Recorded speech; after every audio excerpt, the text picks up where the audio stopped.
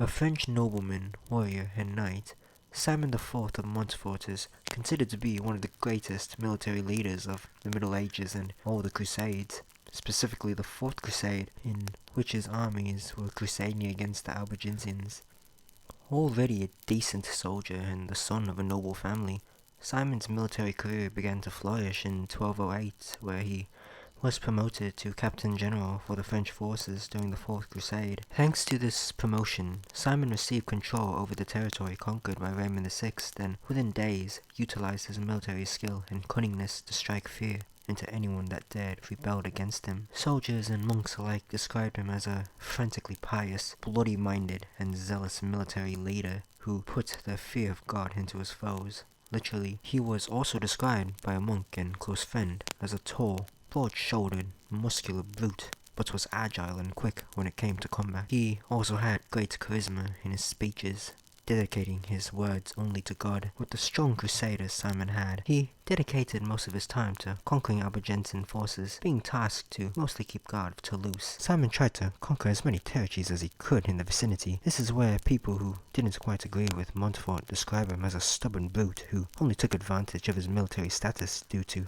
his family line. One example was in 1210, when he apparently convinced the villagers of Montfort to convert to Catholic faith, which ended in 140 Cathars being burnt alive after refusing to do so. Another incident that happened was in a village called Bram, where he gouged out the eyes of the villagers there and had their ears, noses, and lips cut off. However, these are reported incidents. After the fall of Carcassonne, the Crusaders elected Simon of Montfort to lead them into crusading the former ruler Raymond Rogers's lands, and wanted to make it clear to any enemies that stood in his way that was to inflict as much pain and terror to those who strayed far from the religion and to submit to his own rule as new leader following Raymond Rogers's death before expanding his inevitable power to other regions. Between 1209 and 1211, Montfort crafted his own military superpower using efficiency and cruelty. He built the finest catapults, which he would then use with all his might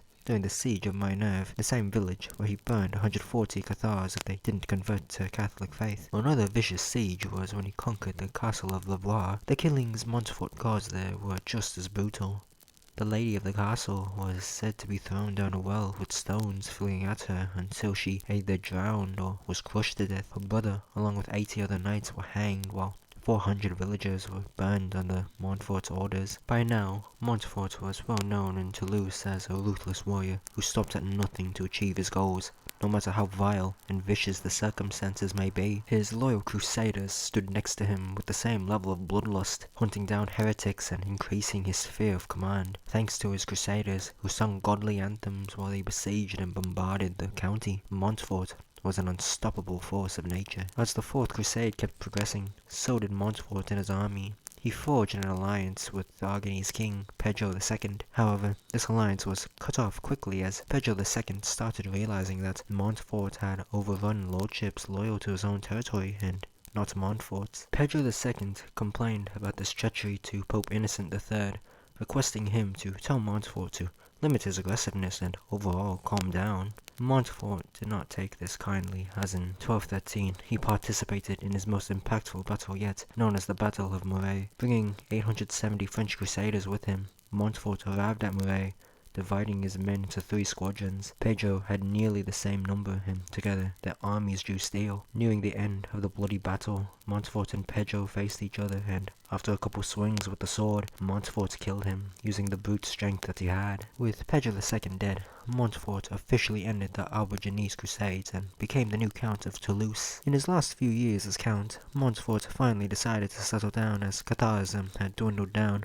The Albigensian Crusades had ended, and Pope Innocent moved on to focusing on the Fifth Crusades and its goals and success. Montfort sat in his chair, reminiscing his time as a crusader, warrior, and great military leader, along with all the territories and battles he successfully conquered and won. In 1217, Montfort left Toulouse for whatever reason. During the spring of 1218, Montfort returned to see his city taken over by his rival, Raymond VI. With no hesitation, Montfort stepped out of retirement and went into battle one final time. However, the bulk of Simon's forces were in the city's walls, who had sworn loyalty to Raymond. With the little power he had, Simon gathered the remaining Crusaders outside the city, and Simon led the attack once again. After years of ruthlessness and conquering, death finally caught up with the bloodthirsty Simon. As Simon observed what was going on during the battle, a group of women operating a large catapult inside the city launched a large rock that struck directly into Simon's head, crushing his skull, killing him instantly. Simon of Montfort had a mixed legacy.